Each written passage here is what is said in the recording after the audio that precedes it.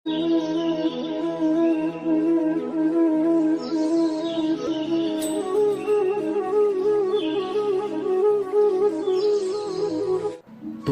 से कह दो हो जितना जो लगा ले, नहीं कोई डरने वाला, क्योंकि दिल में है वो बांसुरी वाला।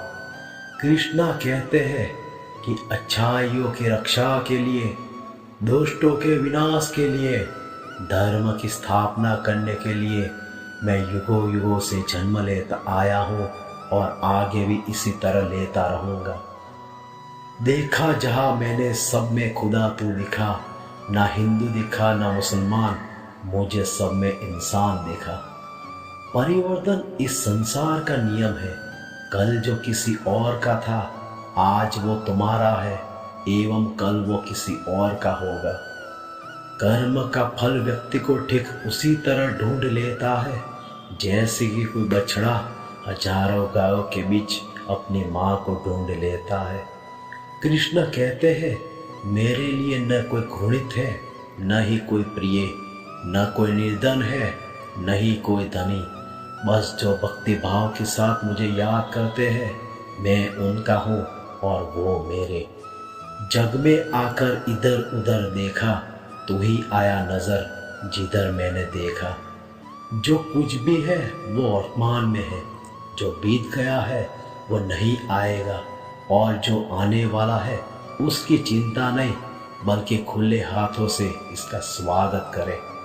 किसी के लिए अल्लाह है तो किसी के लिए भगवान है, तू एक ही है जिसके आगे सर झुकाता इंसान है।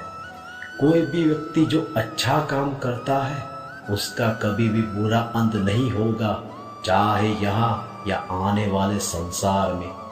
सभी जीवों का निर्माता मैं हूँ, किसी जीव को कष्ट देकर तुम मुझे खुश कैसे देख सकते हो। जब सबने साथ छोड़ा है तूने ही अपनाया है, भटकती इन राहों को मेरी तूने रास्ता दिखाया है। अगर भगवान तुमसे ज़्यादा इंतजार करवा रहे हैं तो तैयार रहना, वो उससे कहीं ज़्यादा देने वाले हैं जितना तुमने सोचा भी ना होगा। मैं सभी प्राणियों को समान रूप से देखता हूँ, ना मुझे कोई कम प्रिय है ना अधिक। मंदिर में ढूंढा, मस्जिद में ढूंढा, पर तो मिला वही जब खुद में ढूंढा। फल की अभिलाषा छोड़कर कर्म करने वाले पुरुष ही अपने जीवन को सफल बनाता है। लोग कहते हैं अपनों के आगे झुक जाना चाहिए, किंतु सच बात तो यह है जो अपने होते हैं वह कभी झुकने ही नहीं देते। जीवन में इतना तो संघर्ष कर लेना चाहिए कि अपने बच्चे का आत्मविश्वास बढ़ाने के लिए दूसरों का उदाहरण न देना पड़े। मंजिल मुझे छोड़ गए, रास्तों ने पाल लिया है, चाहे जिंदगी तेरी जरूरत नहीं, मुझे कृष्ण ने संभाल लिया है। रोशन है मेरी दुनिया तेरी पनाहों में, मुझे सारी उम्र रखना अपनी निगाहों में। बुरी आदतों को तोड़ पाना आसान नहीं होता, किंतु धीरे धीरे गलतियों को सुधार कर आगे बढ़ना चाहिए। व्यक्ति की खराब सोच जीवन को विकलांग बना देती है। अहंकार करने पर इंसान की प्रतिष्ठा, वंश एवं वैभव तीनों ही चले जाते हैं। विश्वास ना हो तो रावण, कौरव और कंस का अंत देख लो। सरल व्यक्ति के साथ किया गया छल आपकी बर्बादी के सारे द्वार खोल देता है, चाहे आप कितने ही बड़े शतरंज के खिलाड़ी क्यों न हो। मेरे कृष्णा की लीला तो अपार है, ना कोई जान पाया है ना समझ सकेगा। उन्हें भक्ति और प्रेम से ही पाया जा सकता है, बुद्धि से नहीं, क्योंकि कृष्णा दिल में आते हैं, दिमाग में नहीं। कृष्ण भगवान की बचपन की कहानी बहुत ही रोचक है। आज उनमें से एक कहानी मैं आपको सुनाने वाला हूँ। एक बार कंस ने काल्या नाम के नाग को यमुना नदी में बेच दिया, जिसके जहर से सारा पानी काला हो गया। जो भी वो पानी पीता था सब मरने लगे। मथुरावासी सोचने लगे अब क्या किया जाए, पर जो मेरा जगत का विधाता है, जगत का नाथ है, वो श्री कृष्ण को सब पता है। उन्होंने एक लीला खेली। अपने कुछ मित्रों के साथ यमुना नदी के तट पे वो गेंद खेलने के लिए चले गए।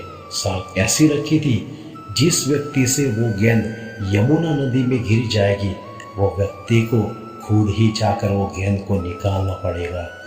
और कृष्णा भगवान तो भाई कैसे है सबको पता है, लीलाधर है। उन्होंने जानबूझ के वो गेंद को पानी में डाला।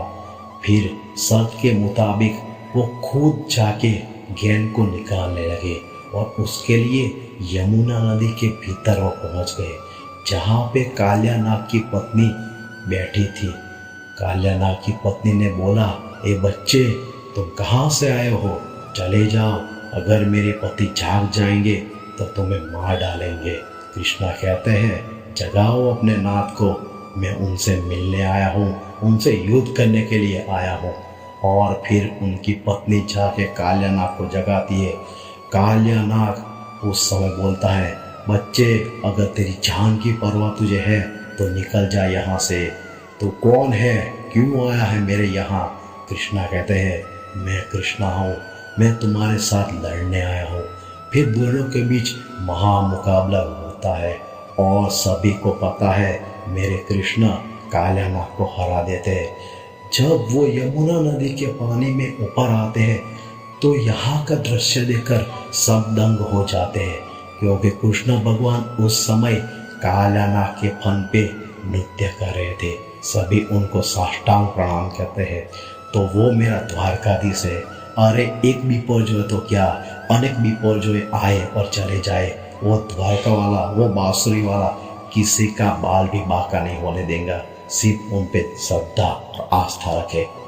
यकीन करो, जो कालिया नाग को हरा सकता है, जो गोवर्धन पर्वत को अपनी उंगली पे उठा सकता है, जो भरी सभा में द्रौपदी के चीर पूछ सकता है, जो अर्जुन का साथी बनकर जगत को महाज्ञान दे सकता है, वे कृष्ण आपके लिए कुछ भी कर सकता है।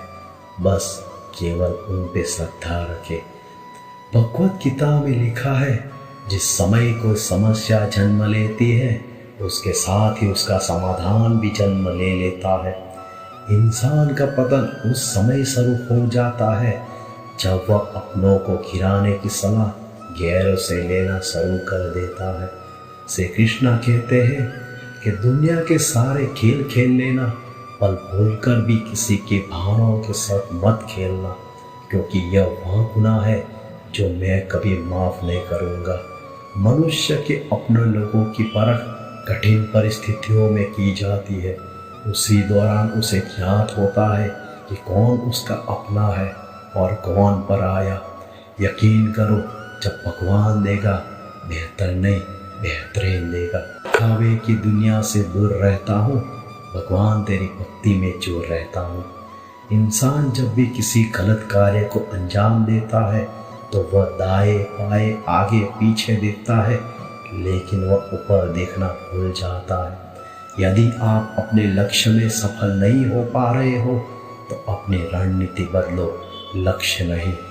अगर आप स्वयं पर भरोसा रखते हो तो वह आपकी ताकत बनता है, लेकिन यदि आप दूसरे पर भरोसा करते हो तो वह आपकी कमजोरी बन जाता है। इस वीडियो में अभी इतना ही। चिंता मत करो, वह द्वारकाधीश हमारे साथ है।